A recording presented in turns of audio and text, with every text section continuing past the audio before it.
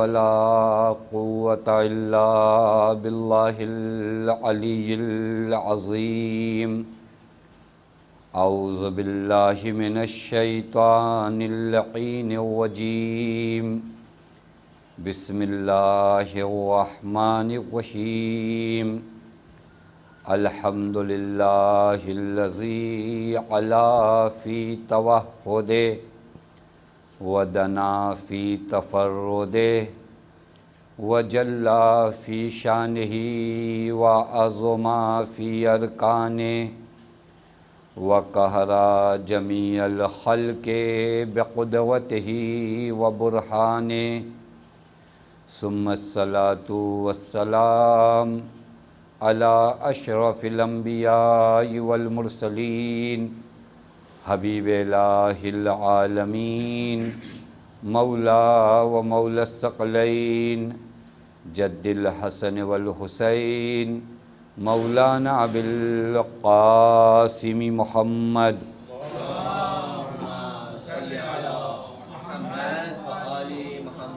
وعلى أهل بيته الطيبين الطاهرين المعصومين المظلومين المنتجبين لا سيما بقية الله في الأرضين واللعنة الدائمة الباقية العاجلة على أعدائهم ومنكري فضائلهم وغاصبي حقوقهم ومخربي شريعتهم أجمعين من الآن إلى يوم الدين أما بعد فقد قال الله الحكيم في محكم كتابه بسم الله الرحمن الرحيم يا أيها الذين آمنوا اتقوا الله وَكُونُوا مَعَ الصَّادِقِينَ صلوات پڑھیں محمد والے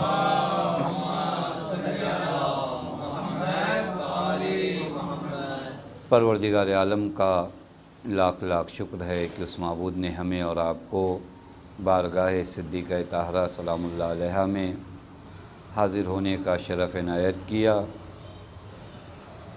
عظیم ذات صدیقہ طاہرہ سلام اللہ علیہا کی ہے، جس کے بارے میں اگر زیارت نامہ جو پہلے دن میں نے آپ کی خدمت میں عرض کیا تھا، بی بی سلام اللہ علیہا کی ایک ذمہ داری جو پروردگار عالم کی جانب سے ہے وہ یہ کہ امام سے امت کو ملا دے۔ اگر آپ زیارت نامے کا وہ جملہ دیکھیے، الا الحقتنا بتصدیقنا لہما لنبشر انفسنا بأن قد طہرنا بولایتک۔ آپ بی بی سلام اللہ علیہ سے اس زیارت نامے میں کہتے ہیں کہ بی بی ہمیں امامت اور نبوت سے آپ ملا دیجئے، یعنی بی بی واسطہ ہیں امام و نبی سے ملاقات کا۔ اسی وجہ سے موضوع جو قرار دیا تھا وہ صادقین کے ساتھ ہونے کے اسباب کیا ہیں۔ یہ بہترین موقع ہمارے اور آپ کے لیے عزائے فاطمی ہے کہ شہزادی سلام اللہ علیہا سے ایک چیز جو ہم مطالبہ کریں، جو مانگیں، بہت سی دعائیں مانگتے ہیں، ایک دعا بی بی سے یہ مانگیں کہ بی بی ہمیں ہمارے امام سے ملا دیں۔ ملا دے کا معنی ظاہراً جب ہم کرتے ہیں تو لوگ سوچتے ہیں مولا کا دیدار ہو جائے، اتنا کافی نہیں ہے۔ دیکھیں بہت سے لوگ حضرت کے ساتھ رہے، جنہوں نے دن و رات امام اور نبی کو دیکھا لیکن امام و نبی کے ساتھ نہیں ہوئے۔ توجہ فرمائیے گا، جس معنی میں قرآن کہتا ہے مع الصادقین، اس معنی میں وہ لوگ ساتھ نہیں رہے۔ 180 ڈگری سے زیادہ بھی اگر آپ فرق نکال سکتے ہو تو نکال لیجئے، ذرہ برابر بھی ان کے ساتھ نہیں رہے۔ جبکہ فزیکلی لحاظ سے اگر دیکھا جائے تو دن و رات پیغمبر کو دیکھتے تھے۔ بہترین مثال میں اگر آپ کو دوں ساتھ کی، جس ساتھ کا مطالبہ قرآن یہاں جناب اویس قرنی نے، یہ مثال وہ ہے جو آپ سب جانتے ہیں، ایک مرتبہ بھی پیغمبر کی زیارت نہیں کی، لیکن پیغمبر کے ساتھ ہیں۔ توجہ فرمائیے گا، دیکھا نہیں لیکن پیغمبر کے ساتھ ہیں نا، تبھی تو پیغمبر فرماتے ہیں کون آیا تھا۔ عجیب روایت کا عجیب جملہ ہے، پیغمبر فرماتے ہیں کون آیا تھا جس نے میرے لیے نور کا ہدیہ چھوڑا ہے۔ عجب ہے، واقعاً کوئی مومن آئے ذات پیغمبر کے لیے نور کا ہدیہ چھوڑ کر جائے۔ اس کے بعد پیغمبر فرماتے ہیں کہ اویس خود جنتی نہیں ہیں، بلکہ کل میدان قیامت میں اویس شفاعت کریں گے۔ عجیب مرحلہ ہے یہ، کیوں؟ کیونکہ یہ مع الصادقین ہے۔ دیکھیں ظاہراً فزیکلی لحاظ سے پیغمبر کو پوری زندگی نہیں دیکھا، پوری زندگی، اور اس ساتھ رہنے کا نتیجہ کیا ہوا معلوم ہے؟ بہت سے لوگوں نے پیغمبر کو زندگی بھر دیکھا لیکن پیغمبر کے وصی کے ساتھ نہیں ہوئے، تو کل حوض کوثر پہ بھی پیغمبر سے ملاقات نہیں ہونے والی۔ روایت ہے کہ جب پیغمبر دیکھیں گے کہ بعض اصحاب کو ملائکہ جہنم کی جانب لے جا رہے ہیں، تو پیغمبر فرمائے انہیں چھوڑو، یہ میرے اصحاب ہیں۔ تو اس وقت آواز آئے گی یہ میرے حبیب آپ نہیں جانتے کہ آپ کے بعد انہوں نے کیا کیا۔ معلوم ہے وہ مع الصادقین فٹ نہیں بیٹھتا۔ توجہ فرما رہے ہیں، بس ساتھ ہونے کا مطلب یہ نہیں تھا کہ ہم جسمانی لحاظ سے ان کا دیدار کر لیں، یہ یہ شرف ہے۔ توجہ فرمائیں، ہم اس شرف کا بھی انکار، یہ شرف ہے لیکن یہ نجات نہیں ہے۔ شرف ہے، نجات نہیں ہے۔ بہت سے لوگوں نے پیغمبر کو نہیں دیکھا، نجات یافتہ ہیں۔ بہت سے لوگوں نے پیغمبر کو دیکھا قعر جہنم میں۔ کیا کیا جائے؟ یہ ساتھ نہیں چاہا گیا۔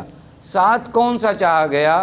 ان کے آئین پر، ان کے فرمان پر، ان کے احکام پر اگر تم چل رہے ہو تو گرچہ تم اس زمانے میں پیدا بھی نہیں ہوئے تھے، تمہیں کہا جائے گا کہ تم گویا جنگ بدر میں پیغمبر کے ساتھ جہاد کر رہے تھے۔ دین عجیب مرحلہ۔ میں ایک روایت دیکھ رہا تھا، اتفاق سے آج ہی دیکھ رہا تھا، عجیب روایت۔ ایک شخص ہے، یہ رابطہ آپ کو پہنچائے گا کہاں؟ اگر یہ رابطہ خدا کی قسم ہلکا سے بھی برقرار ہو جائے نا تو آپ کو بہت بلندی پہ لے جائے گا۔ چھٹے امام کے اصحاب میں سے مولا کے ہاں مہمان ہوئے، ایک رات مولا کے ہاں رکنے کا موقع ملا۔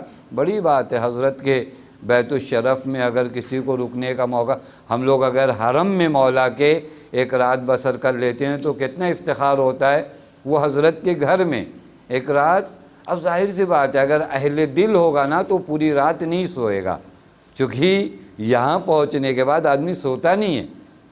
انہوں نے دیکھا کہ رات کے ایک پہر میں مولا اٹھے، مولا نے مصلی بچھایا، مولا نے نمازیں پڑھنا شروع کی، دعا۔ اب ظاہر سی بات ہے آدمی رات کی اس تنہائی میں حجت خدا کی عبادت کو اگر دیکھے گا تو پھر اپنی نسبت واقعاً اس کو کیا احساس ہوگا؟ اس نے بہت پچھتاوا اس کو آیا کہ یہ حضرت کی نماز اور میری نماز۔ تو جو فرما رہے ہیں، وہ میں اکثر اس بات کو کہتا ہوں، بار بار ہم جیسے لوگوں کو جو ہے اپنے آپ کو چیک کرنا۔ جب میں ایک جگہ اور دیکھ رہے تھے، آیت اللہ تھے، درس دینے آئے، درس خارج دینے آئے نا، تو ہمارے یہاں کے آیت اللہ نہیں تھے کہ ہم لوگ سوچتے ہیں کہ بس فی البداہہ پڑھانا ہے۔ وہاں پہ ایران وغیرہ میں جو لوگ پڑھاتے ہیں پہلے پڑھ کے آتے ہیں تو پھر آ کر جو ہے پڑھاتے ہیں۔ تو انہوں نے درس معلوم ہے کتنے منٹ کا دیا؟ 10 یا 12 منٹ کا۔ اب ظاہر سی بات ہے 1000 اسٹوڈنٹ ہو، درس خارج وغیرہ میں 1200 اسٹوڈنٹ آتے ہیں، سب خود آدھے سے زیادہ مجتہد ہوتے ہیں۔ 10 یا 12 منٹ کا آپ نے کیا دیا؟ درس دیا۔ تو انہوں نے اپنی غرض بتائی کہ 12 منٹ کا درس کیوں دیا؟ کہا رات میں جب مطالعہ کر رہا تھا، اسٹڈی کر رہا تھا اس درس کی، تو ہوا یہ کہ 12 منٹ کے بعد میرا دل کہیں اور چلا گیا، پھر اس کے بعد میں پڑھ نہیں پایا۔ تو کہا کہاں چلا گیا آپ کا دل؟ کہا میں ایک روایت پڑھنے لگا حماد ابن عیسیٰ کی، جو چھٹے امام کے صحابی تھے، ریش سفید تھے، یعنی داڑھیاں بھی سفید ہو چکی تھی، اور ایک مدت تک امام کی بارگاہ میں تھے۔ امام نے ایک مرتبہ ان کو بلا کر کہا حماد ابن عیسیٰ نماز پڑھ کے بتاؤ۔ اب آپ حماد ابن عیسیٰ کو تصور کرو، آج کے مراجع جو ہے نا، ان 4-5 کے تقوی کو اگر ملایا جائے تو بھی شاید حماد ابن عیسیٰ نہ بنے، کسی مرجع وقت سے آپ کہیے کہ نماز پڑھ کر بتاؤ۔ امام نے کہا کہ حماد ابن عیسیٰ نماز پڑھ کے بتاؤ۔ کہا مولا وہ جو نماز کی روایتیں ہیں آپ سے سن کر میں نے ہی لوگوں کو بتائی ہیں۔ کہا پھر بھی نماز پڑھ کے بتاؤ۔ اب جب یہ بیچارے نماز پڑھنے لگے تو حضرت نے فرمایا شرم نہیں آتی؟ داڑھی سفید ہو گئی ہے، اس طرح کی نماز پڑھتے ہو؟ میں فقط اس مرحلے کو جو ذکر کر رہا تھا وہ کرنا، وہ واقعہ نقل کرنا تھا۔ کہا شرم نہیں آتی؟ داڑھی سفید ہو گئی ابھی ایسی نماز پڑھتے ہو؟ یہ آیت اللہ کہتے جب یہ روایت میں نے پڑھا نا اس کے بعد کتاب کا اگلا صفحہ میں نہیں پڑھ پایا، کیونکہ مجھے اتنا یقین تھا کہ حماد ابن عیسیٰ کی نماز مجھ سے بہتر تھی۔ ان کو جب حضرت نے فرمایا کہ تمہیں شرم نہیں آتی تو پھر میری نماز کا حال کیا رہا ہوگا؟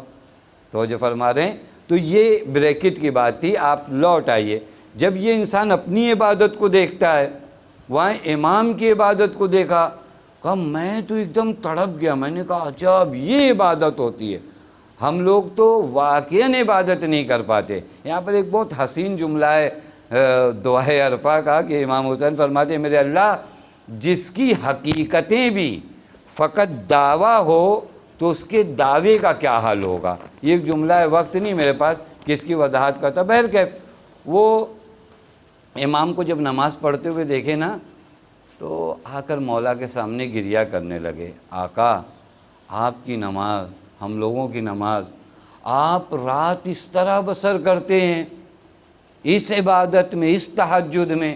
حضرت نے وہاں جملہ فرمایا، موضوع ذہن میں رہے، حضرت نے کہا آج کی رات تم نے بھی کوئی معمولی کام انجام نہیں دیا ہے، تم نے بھی بڑا کام انجام دیا۔ عجب، ان کو پتہ یہ حضرت کی عبادت پہ کیا کر رہے تھے، رش کر رہے تھے کہ یہ عبادت۔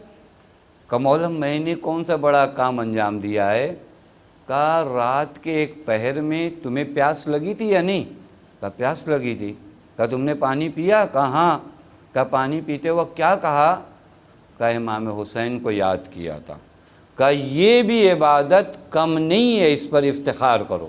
میں فقط آپ کو بتانا کہ یہ تعلق دیکھیں، یعنی پانی پیتے وقت بھی ہماری وابستگی کربلا سے نہ ٹوٹے۔ کبھی کبھار لوگ کہتے ہیں کہ پانی کے وقت یاد کرو، نہیں، آپ کو بتا گیا کہ پانی کے وقت بھی حسین ابن علی سے آپ کا رابطہ رہے، چونکہ یہ رابطہ جب آپ کے وجود میں برقرار ہوگا نا تب آپ اوپر جا سکتے ہیں۔ یہی رابطہ ہمیں اور آپ کو کیا کرے گا، اوپر کی منزلوں کو طے کرائے گا۔ اب آپ آ جائیے جو موضوع سخن ہے، بی بی سلام اللہ علیہا کے جو عزا کے ایام ہیں، یہاں پوری کوشش کیا کرنا ہے، مع الصادقین ہونے کی پوری کوشش کرنا ہے۔ اور مع الصادقین کا معنی فقط یہ ہے کہ جو دستور، جو فرمان یہ بتائیں اس پہ چلنے لگو۔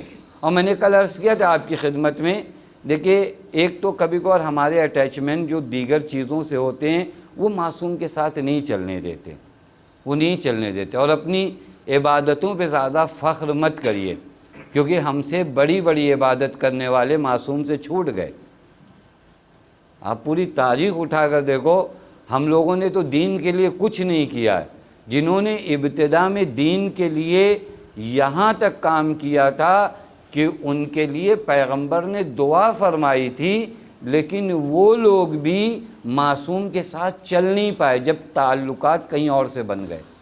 لہٰذا اپنے پورے تعلق میں زیارت عاشورہ، چونکہ آج آخری دن ہے، زیارت عاشورہ کا وہ فقرہ پڑھوں جہاں پر تعلق کی شرط بتائی گئی۔ زیارت عاشورہ الحمدللہ ہمارے سماج میں بہت پڑھی جانے لگی، تو میں نے اس دن بھی عرض کیا تھا تھوڑا تجارتی نگاہ سے زیارت عاشورہ سے باہر آئیے، تھوڑا سے معرفت کی نگاہ لائیے۔ زیارت عاشورہ میں آپ کیا کہتے ہو، فَأَسْأَلُ اللَّهِ الَّذِي أَكْرَمَنِي بِمَعْرِفَتِكُمْ وَمَعْرِفَتِ أَوْلِيَائِكُمْ وَرَزَقْنِيَ الْبَرَاءَةَ مِنْ أَعْدَائِكُمْ أَنْ يَجْعَلَنِي مَعَكُمْ فی الدنیا والآخرہ۔ وہی جو موضوع سخن ہے کہ کیسے میں امام کے ساتھ رہوں۔ زیارت عاشورہ میں 3 شرط اگر آپ یہاں سے نکال سکیں تو گویا 3 شرط بتائی گئی ہے امام معصوم کے ساتھ رہنے کی۔ پہلی شرط، امام معصوم کے ساتھ اسی وقت رہو گے جب ان کی معرفت رہے گی۔ فَاسْأَلُ اللَّهِ الَّذِي اکرمنی بمعرفتکم، پہلی شرط میں اس خدا سے سوال کرتا ہوں، یعنی دست سوال پھیلاتا ہوں اس خدا کے سامنے جس نے آپ کی معرفت مجھے عطا کی ہے، جس نے آپ کے دوستوں کی معرفت مجھے عطا کی ہے، جس نے آپ کے دشمنوں کی نفرت کا رزق مجھے عطا کیا ہے۔ 3 شرطیں ہوئیں۔ ان کے بعد ان یجعلنی معکم فی الدنیا والآخرہ، اے میرے اللہ مجھے دنیا و آخرت میں ان کے ساتھ قرار دے۔ بس 3 شرطوں کو دیکھیں، معرفت اہل بیت کی، معرفت اہل بیت کے دوستوں کی، نفرت اہل بیت کے دشمنوں سے۔ یہ 3 شرطیں اگر آ جائیں تو نتیجہ کیا نکلتا ہے؟ ان یجعلنی معکم فی الدنیا والآخرہ، میں دنیا میں بھی ان کے ساتھ ہوں، آخرت میں بھی ان کے ساتھ ہوں۔ معرفت اہل بیت کل میں نے کسی حد تک آپ کو بتایا کہ ہم انہیں پہچاننا بھی کتابی والی پہچان نہیں، وہ ضروری ہے، کافی نہیں ہے۔ معرفت قلبی، مجھے یقین ہو جائے کہ یہ مجھ سے زیادہ میرے ہمدرد ہیں، یہ یقین کرو۔ یہ دھیرے دھیرے آپ دیکھیں، واقعی میں نے کل کئی موارد، چونکہ وقت نہیں جلدی، کل کئی موارد آپ کی خدمت میں اولیاء خدا کی محبت کو پیش کیا۔ پیغمبر کے بارے میں آپ قرآن دیکھیں، واقعی یہ تعبیر کبھی آپ دیکھیں، میں قرآن میں جب یہ تعبیر پڑھتا ہوں تو میں حیرت میں، پروردگار عالم جو ارحم الراحمین ہے، پیغمبر سے کہتا ہے فَلَعَلَّكَ بَاخِعٌ نَفْسَكَ عَلَىٰ آثَارِهِمْ إِن لَمْ يُؤْمِنُوا بِهَٰذَا الْحَدِيثِ آسفا، اے میرے حبیب کیا تم اپنی جان دے دو گے اس چیز کو لے کر کہ یہ لوگ ہدایت کیوں نہیں پاتے؟ دیکھیں قرآن کا خطاب کیا ہے، کہتے ہیں ہم لوگ، میں نہیں، یہ ذات اتنی بالا ہے نا کہ میں نیچے کی کوئی مثال نہیں، کبھی بار کہتے ہیں مر جاؤ گے تم اس چکر میں، نہیں، ہمارے یہاں جملہ نہیں بولا جاتا ہے، یہ اس چکر میں تم اپنے آپ کو ہلکان میں ڈال دیے ہو، یہ جان دے دو گے، اپنے آپ کو موت کے منہ میں ڈال رہے ہو۔ پیغمبر کو قرآن خطاب کر کے کہہ رہا ہے، اے میرے حبیب کیا اگر یہ ہدایت نہیں پاتے، قرآن پر ایمان نہیں لاتے، تو ان کے اس عمل کی وجہ سے آپ پر اتنا گہرا صدمہ ہو رہا ہے کہ گویا آپ اپنی جان دے دو گے۔ یہ قرآن کا جملہ، یہ معرفت ولی خدا کی نسبت ہے ہمارے دل میں۔ آپ دیکھ لیجیے جنگ صفین میں نے عرض کیا تھا 18 مہینہ جو یہ جنگ چلی ہے، اس کی ایک وجہ معلوم ہے کیا تھی؟ حضرت بار بار جنگ کو ٹال رہے تھے۔ اگر آپ دیکھیے حضرت بار بار اس جنگ کو کیا ہے؟ ٹال رہے ہیں۔ حتیٰ معلوم ہے خود حضرت کے لشکر والوں نے حضرت پہ 2 الزام ایسا لگایا، خدا کی قسم کہ یہ الزام سوچا نہیں جا سکتا۔ ایک نے آ کر کہا کہ یا علی آپ ڈرنے لگے ہو موت سے۔ حضرت جب اس جنگ کو ٹال رہے ہیں تو ایک الزام اپنے لشکر کی طرف سے کیا لگا کہ علی آپ موت سے ڈرنے لگے ہو۔ یہ مولا نے نہج البلاغہ پڑھی ہے، خدا کی قسم نہج البلاغہ میں مولا نے وہاں پر اسے باقاعدہ نقل کیا۔ میرے پاس وقت ہوتا میں پورا آپ کی خدمت میں پڑھ کے بتاتا۔ ایک الزام کیا لگایا؟ آپ موت سے ڈرنے لگے ہو۔ دوسرا الزام معلوم ہے کیا ہے؟ کہیں اہل شام سے جنگ کرنے میں آپ کنفیوز تو نہیں ہو؟ میں آسان کر رہا ہوں، توجہ، آپ کنفیوز تو نہیں ہو کہیں یہ لوگ حق پر ہوں ہم باطل پہ ہوں؟ تو کنفیوژن تو نہیں ہے آپ کو؟ عجیب ہے واقعاً، جس کے بارے میں پیغمبر نے کیا فرمایا ہو، علی حق کے ساتھ ہے، حق علی کے ساتھ ہے، حق کو وہاں موڑ جہاں علی جائیں، اس ذات کے بارے میں کہا جائے کہ آپ کو کہیں شک تو نہیں ہے، اس ذات کے بارے میں کہا جائے کہ آپ کو موت کا ڈر تو نہیں ہے، جو پیغمبر کے بستر پہ اس وقت سویا جب صرف تلواروں کا سایہ تھا، اس ذات کے بارے میں حضرت نے فرمایا عجیب بات کر رہے ہو، عجیب بات کر رہے ہو، میں موت سے ڈروں گا، میں موت سے گھبراؤں گا؟ خدا کی قسم علی لا ابالی، علی کو پرواہ نہیں ہے، موت علی پر آ جائے یا علی موت پر چلی جائے، کیسی بات کر رہے ہو؟ اور جہاں تک بات کنفیوژن کا، ذرہ برابر مجھے ان کے باطل ہونے کا شک نہیں ہے۔ ذات علی ہی کیا جس میں شک آ جائے، مجھے ذرہ برابر ان کے باطل ہونے پہ شک نہیں۔ تو پھر ٹالا کیوں جا رہا ہے جنگ کو؟ وہی ولی خدا کے دل میں جو محبت ہے انسانیت کی نسبت کا، یہ جنگ میں تاخیر اس وجہ سے ہو رہی ہے کہ یہ شام میں جو اندھیرا پھیلا، اب جملوں کو توجہ کریے گا، ہے صفین لیکن لشکر ہے شام کا، اندھیرا پھیلا ہوا ہے۔ اندھیرا سمجھ رہے ہیں نا، عقائد کا اندھیرا، نظریات کا اندھیرا۔ میں چاہتا یہ ہوں میرے نور کی شعاع سے کھینچ کر کوئی انسان حق کی جانب چلا آئے، بس اس لیے علی صبر کر رہا ہے۔ اس کو کہتے ہیں ولی خدا، اس کو کہتے ہیں ولی خدا، جو تڑپتا ہے انسانیت کی ہدایت کے لیے۔ حضرت فرماتے ہیں فقط اتنا ہے، انتظار کرو۔ یہ خود ایک مستقل ٹاپک ہے، آپ دیکھیے گا مرحوم علامہ شستری رضوان اللہ تعالیٰ علیہ نے ان لوگوں کی پوری فہرست جاری کی ہے جو جنگ صفین میں شام کے لشکر سے نکل کر حضرت کے لشکر میں آئے اور شہید ہوئے۔ توجہ فرما رہی، یہ دل دھڑکتا ہے انسانیت کے لیے۔ یہ ولی، یہ معرفت ہونی چاہیے ہماری کس کی؟ ولی خدا کی نسبت۔ آپ دیکھ لیجئے انبیاء کو انبیاء بنانے میں ایک فضیلت معلوم ہے کیا تھی انبیاء میں؟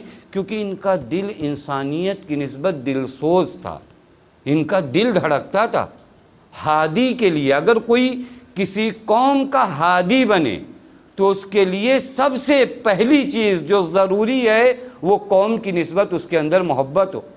معمولی نہیں، آپ قرآن پڑھیے، جناب موسیٰ جب جا رہے ہیں تو کیا مانگا خدا سے؟ رب اشرح لی صدری ویسر لی امری۔ کیونکہ آپ نیک کام کے لیے، فرعون کے آپ جاؤ گے تو کہیں گے ارے ہار لے آئیے، صحرا لے آئیے اور موسیٰ کا استقبال کریے، معلوم ہے کہ وہاں غلط صحیح باتیں ہوں گی۔ تو اتنا دل چوڑا ہو کہ ہر بات جو ہے، یہ ہم اپنے جیسے لوگوں کے لیے بھی اکثر کہتے ہیں کہ اگر ممبر تک آتے ہو تبلیغ کرتے ہو تو پہلے سہ صد رکھو، وگرنہ تمہاری جگہ تبلیغ کی نہیں ہے۔ خدا کی قسم اگر کسی کے وجود میں گنجائش نہیں ہے صبر کی تو وہ دینی کام میں نہ بڑھے، یعنی اپنے ہی نماز روزے تک رہے وہ ٹھیک ہے، وہ ہدایت کی ذمہ داری پھر نہ لے۔ ہدایت کے لیے سب سے بڑا کام سہ صدر، آپ کا دل تڑپنا چاہیے۔ پس پہلی یہ معرفت، اس کے بعد وہی زیارت عاشورہ کی دوسری کنڈیشن کیا ہے؟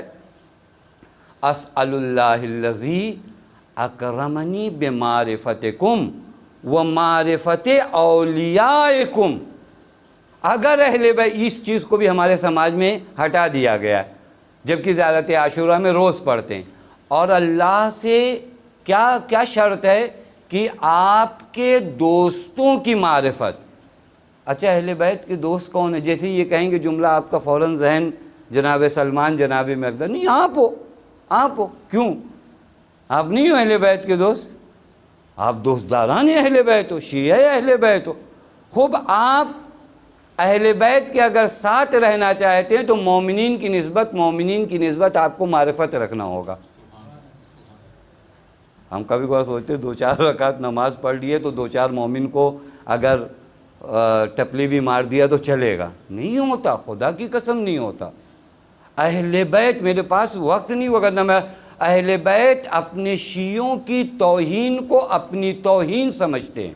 آپ جا کر روایت دیکھنا، جو اتنی معمولی سے کبھی کبھار کوئی اہل بیت کی توہین کر دیتا ہے ہم بھڑک جاتے ہیں۔ خوب کسی مومن کی اگر توہین کرتا ہے، وہاں بیٹھ کر جو واٹس ایپ پہ آپ خوب مسکراتے ہو، وہاں کو نہیں سمجھ میں آتا یہ شیعہ اہل بیت کی توہین نہیں ہو رہی ہے، یہ اہل بیت کی توہین ہے۔ میں نے دیکھا، روایت دیکھا، چھٹے امام کے زمانے میں امام کا ایک صحابی آیا، مولا کے شاگردوں میں، صحابیوں میں سے، حضرت نے فرمایا تم نے ہماری توہین کیا، تم نے ہماری توہین کیا۔ کہا مولا میں تو آپ کا نام بھی بڑے احترام سے لیتا ہوں۔ ہوتا ہے نا، یہ میں اپنے بچوں کے لیے عرض کروں، یہ اہل بیت کا جب نام لکھا کرو تو مجھے یہ عین پہ بھی بہت غصہ آتا ہے۔ یہ علیہ السلام کے لیے جو عین، اتنا نام لکھنے میں پھر علیہ السلام پورا لکھنے میں کیا جاتا ہے؟ یہ پتہ نہیں یہ کہاں سے یہ بیماری آئی کہ جب ہم پیغمبر کا نام لکھتے ہیں تو صاد بنا دیتے ہیں اور امام کا نام عین میں پورا علیہ السلام لکھو۔ خدا کی قسم اس کا فرق کرتا ہے۔ میں اپنے بچوں سے یہ عادت بنائی ہے اپنی، ہم لوگ جیسے لوگوں کی بھی عادت نہیں ہے تو کبھی کبھار عین لکھ کے گزر، اگر بچپنے میں آپ سے کہو کہ نہیں علی کے بعد آپ کو علیہ السلام لکھنا ہے، عین نہیں بنانا، عین نہیں بنانا۔ اس نے مولا سے کہا مولا میں آپ کا نام بھی لیتا ہوں تو احترام کرتا ہوں، چیب رسد میں آپ کی توہین کروں؟ حضرت فرماتے ہیں جوفا سے جب نکل رہے تھے، جوفا وہ حج سے جب آپ نکل رہے ہیں، کہا جوفا سے جب تم نکل رہے تھے تم ایک سواری پہ سوار تھے، تمہاری سواری پہ جگہ بھی تھی، ہمارا ایک چاہنے والا دھوپ میں کھڑا تھا، اس نے تم سے کہا بھی کہ مجھے فلاں مقام تک چھوڑ دو، تم نے توجہ نہیں کیا، بے توجہی کی۔ حضرت فرماتے ہیں وہ جو بے توجہی تم نے ہمارے چاہنے والے کی نسبت کی ہے یہ ہماری توہین ہے، یہ ہماری توہین۔ خدا کی قسم ہمارے معاشرے میں یہ رائج ہو جائے، ہم لوگ کتنی آسانی سے مومنین کی توہین کرتے ہیں، پھر کہتے ہیں معکم فی الدنیا والآخرہ۔ جیسے یہ آپ زیارت عاشورہ میں جملہ کہتے ہو نا تو لگے گا جھوٹ بولتے ہو، چونکہ ان کے ساتھ رہنے کے لیے تو ان کے چاہنے، میں مثال دوں آسان نا جو آپ سمجھو۔ مثلا اگر میں اپنے بچے کے ساتھ ہوں نا، آپ آؤ میرے بچے کو ایک جھاپڑ مارو، ایک تماچا مار دو، یہ بچے کو آپ نے مارا نا، میں اس کو اپنی توہین مانوں گا یا نہیں مانوں گا؟ اسی کی نسبت آپ میرے بچے کا احترام کرو تو میں اس احترام بچے کو اپنا احترام مانوں گا۔ اب وہ حدیث کیا ہے؟ انا و علی ابوا ہذہ الامہ، میں اور علی اس امت کے باپ ہیں۔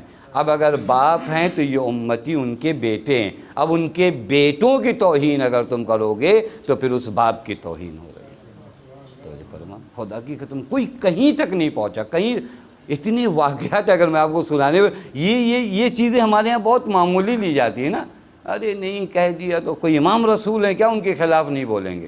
خوب امام رسول کا چاہنے والا ہے، وہ کم توڑی نہیں ہے، ہم کہتے ہیں نا امام کے خلاف توڑی نہیں بولا ہے، ان کو بولا ہے، خوب وہ بھی امام کا چاہنے والا، اس کی جتنی وقعت ہے امام کی وجہ سے۔ یہ زیارت عاشورہ میں آپ پڑھتے ہو معرفت اولیاءکم، ان کے اولیاء کی معرفت۔ ایک صاحب ہیں سید عبد الکریم حائری، پتہ نہیں آپ لوگوں نے نام سنا، حوضہ علمیہ قم کے بانیوں میں سے، ان کے بیٹے شیخ مرتضیٰ حائری، یہ بھی کافی کمال کے مجتہد مسلم اور امام رضا کے عاشق تھے۔ یعنی تھوڑا سے بھی جب حوضے میں چھٹی ہوتی تھی 2-3 دن کی تو بقیہ لوگ کہیں اپنے گاؤں دیہات، ان کا کام یہ تھا کہ جیسے ہی 3 دن کی چھٹی قم میں حوضے کی ہوتی تھی یہ ڈائریکٹ مشہد۔ یہ ہمیشہ سسٹم تھا کہ 3 دن کی اگر چھٹی، 4 دن یعنی 3 دن سے زیادہ اگر چھٹی ہوئی تو یہ کہاں مشہد، اور مشہد بھی پہنچتے تھے تو اپنی آبا سے مولا کے صحن کو کیا کرتے تھے؟ صاف کر۔ ایک مجتہد چونکہ جانتا ہے میں مجتہد نہیں ہوں، میری کوئی ویلیو نہیں ہے اس حرم میں آ کر، خدا کی قسم جتنا تواضع تمہارا اہل بیت کے سامنے بڑھے نا سمجھنا معرفت آ رہی ہے، وگرنہ کبھی اکڑ آ جائے نا 2-4 مجلس نوحہ پڑھ کے تو سمجھنا بھی تم نے اہل بیت کو نہیں سمجھا ہے۔ جہاں انبیاء آ کر کہتے ہوں کہ ہمارے ماں باپ آپ پر فدا ہو جائیں، وہاں تمہاری کیا اوقات ہے کہ تم آ کر ان کے سامنے اکڑو؟ توجہ فرما رہے ہیں، انبیاء آ کر کہتے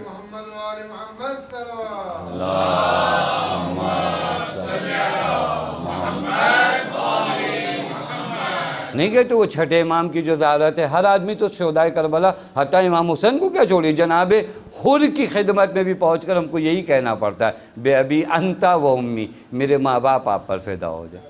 تھوڑا سے کوئی وابستہ ہو گیا نا ان سے پھر ہم کو کہنا ہی پڑتا ہے کہ میرے ماں باپ ان پر فدا ہو جائیں۔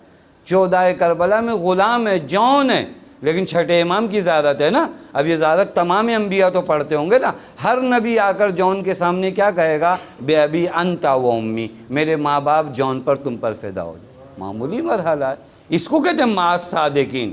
صادقین کے ساتھ ہو کے تو بتاؤ، پوری دنیا تم پر نثار ہو جائے تو کم ہے، اگر صادقین کے ساتھ آپ ہو جاؤ۔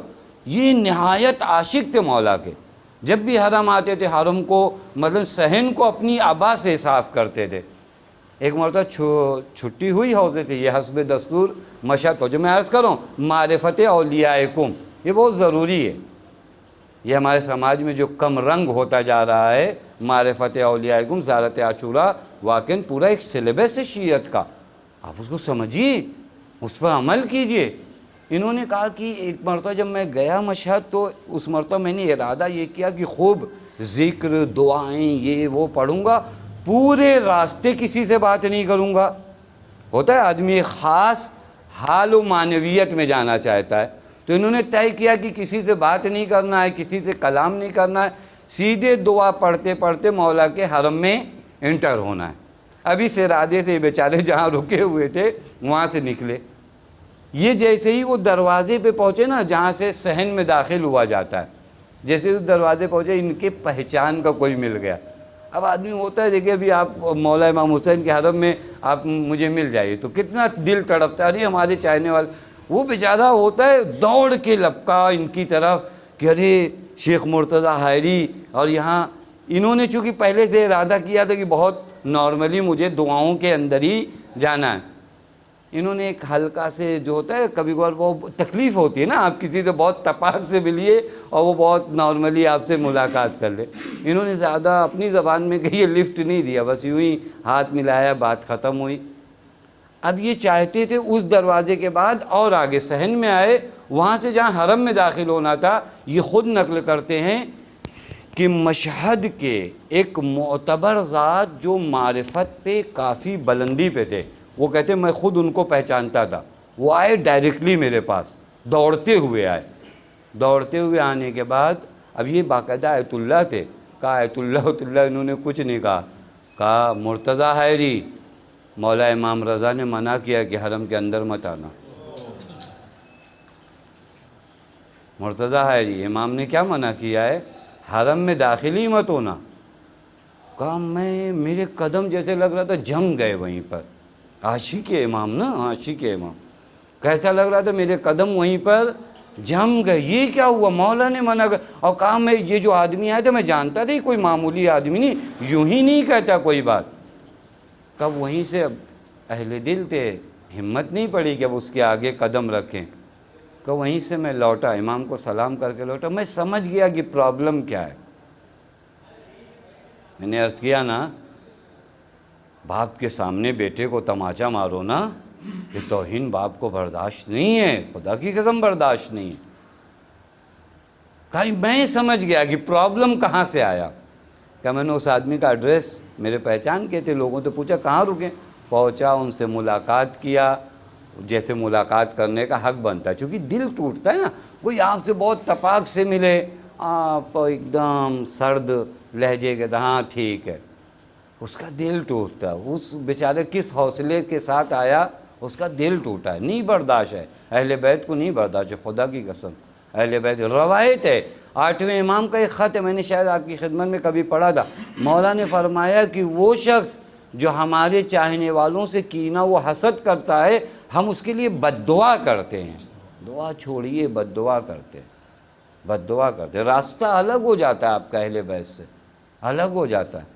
کب میں لوٹ کر آیا حرم، اب حضرت نے تو منع کیا ہے، ابھی اجازت تو نہیں آئی نا، چونکہ میں اپنی طرف سے سمجھا کہ حضرت نے شاید اس وجہ، کب میں حرم کا طواف کر رہا تھا، یعنی وہی صحن کے باہر سے فقط طواف کر رہا تھا، ہمت نہیں پڑ رہی تھی کہ مولا نے منع کر دیا۔ کب وہی شخص پھر آئے جن کو میں اچھے سے پہچانتا تھا، اب کی بار بڑے محبت بھرے انداز میں کہا شیخ مرتضیٰ داخل ہو جاؤ، مولا نے اجازت دے دی ہے، شیخ مرتضیٰ داخل ہو جاؤ، مولا نے اجازت۔ کہنے کا مطلب کیا تھا؟ فصل اللہ الذی اکرمنی بمعرفتکم ومعرفت اولیائکم، ان کے اولیاء، یہ سب بچے، یہ سب جوان، یہ اولیاء اہل بیت ہیں، خدا کی قسم۔ اگر ان سے رابطہ برقرار کرنا چاہتے ہو، ان کا احترام کرو۔ یہ ہماری قوم میں خدا کی قسم ختم ہوتا جا رہا ہے، کم ہوتا جا رہا ہے، جس کا جو دل چاہتا ہے دوسرے کے بارے میں آسانی سے بولتا ہے۔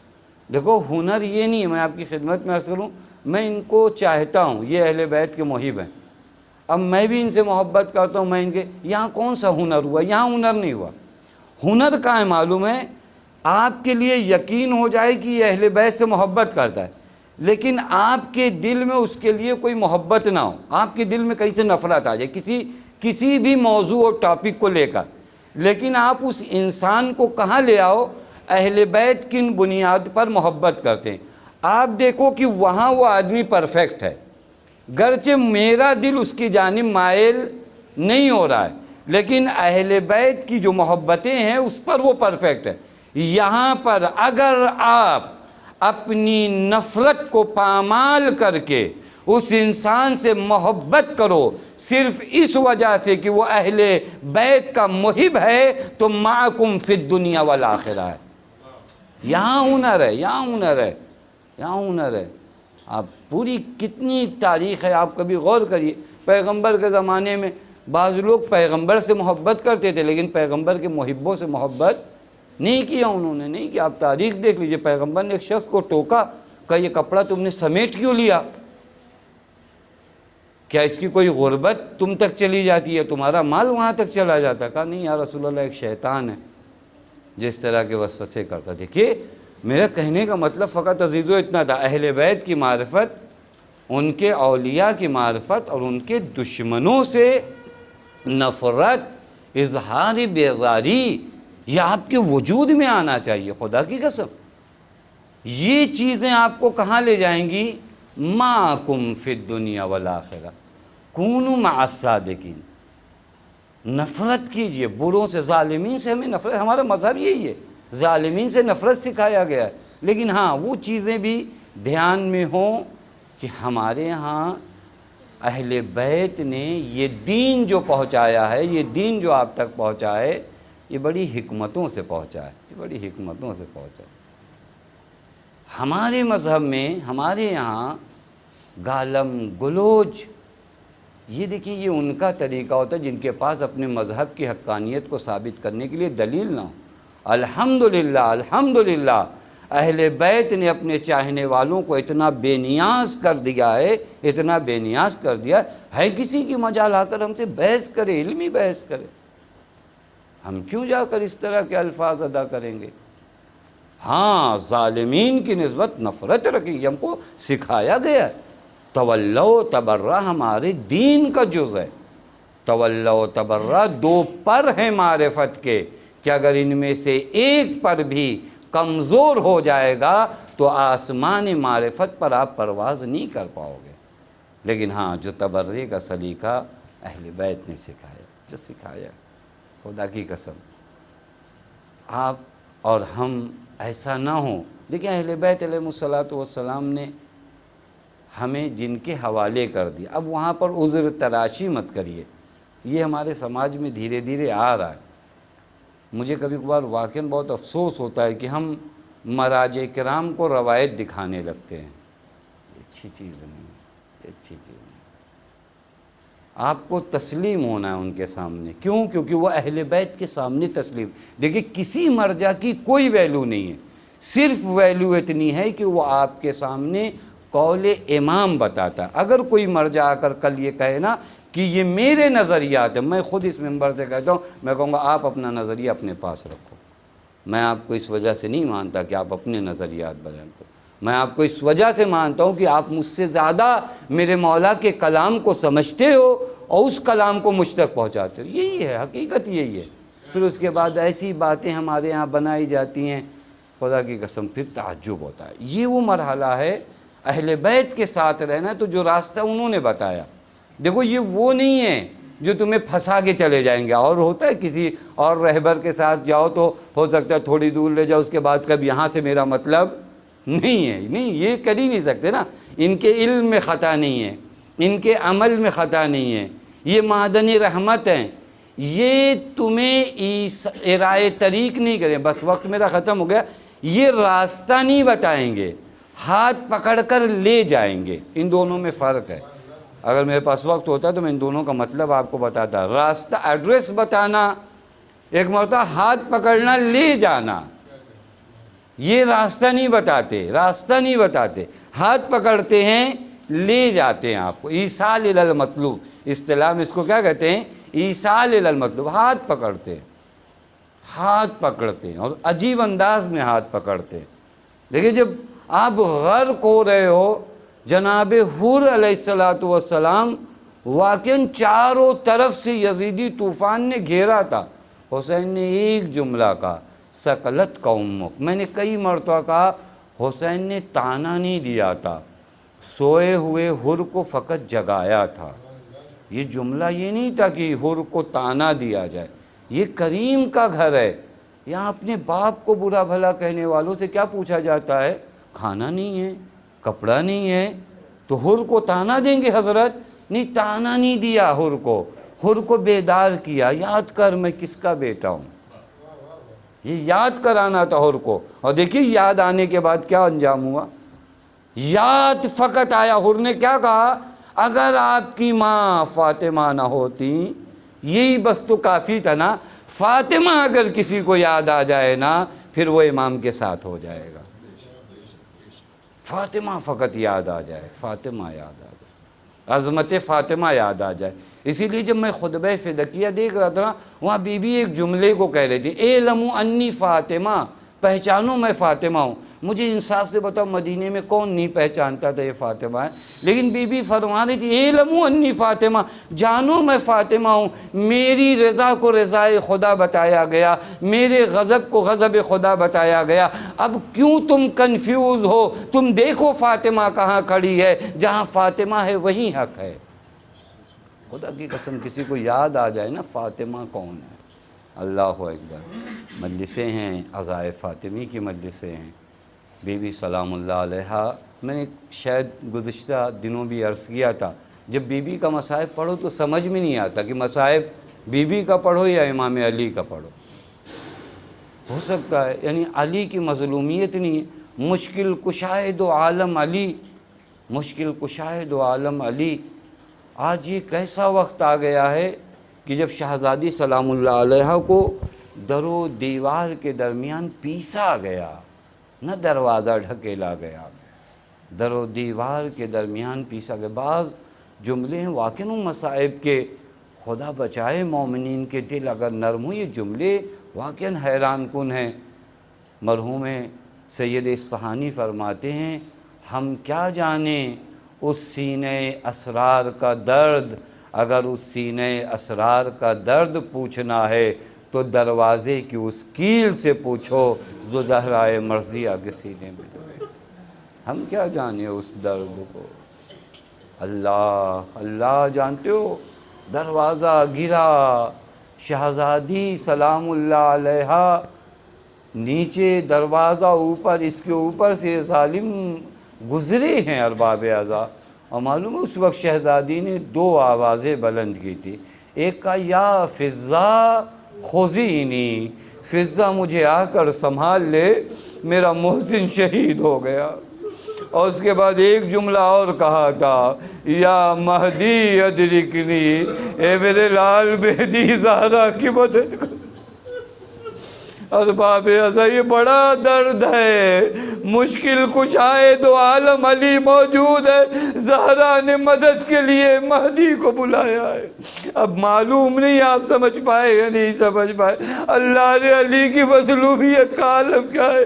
اسی لیے تو ارباب اعضاء جب مولا متقیان کو حسنین علیہ السلام نے خبر شہادت دی نا، یہ بچے جیسے ہی مسجد میں آئے، بچوں کے سر پہ حضرت نے امامہ نہیں دیکھا، حضرت سمجھ گئے زہرا اس دنیا میں نہیں ہے۔ بچوں نے آ کے خبر دی، روایت کا جملہ ہے، فقام علی، علی کھڑے ہوئے، لیکن کچھ قدم چلنے کے بعد فوقع علی وجہی، علی منہ کے بل زمین پہ گر گئے۔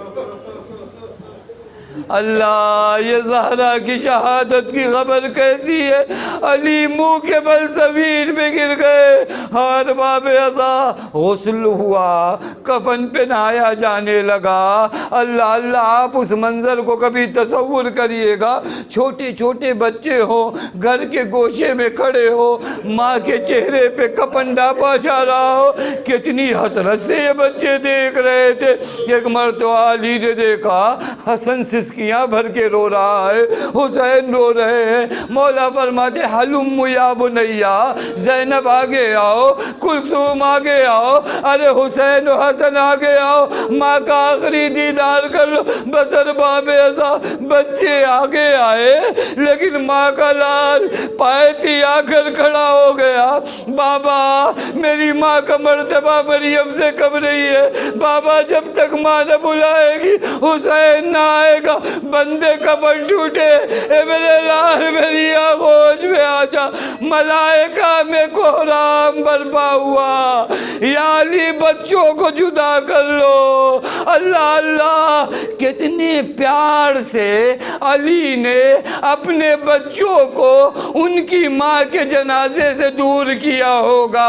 بس ہاتھوں کو جوڑ کر اتنا کہوں گا، یا علی یہاں پر اپنے بچوں کو ماں کے جنازے سے بڑی مروت اور رحم کے ساتھ جدا کیا، ذرا کربلا آ جاؤ۔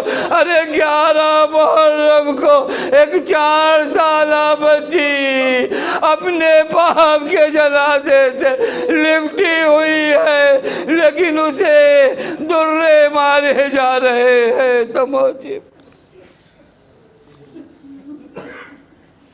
وَسَيَعْلَمُ الَّذِينَ ظَلَمُوا أَيَّ مُنْقَلِبٍ يَنْقَلِبُونَ۔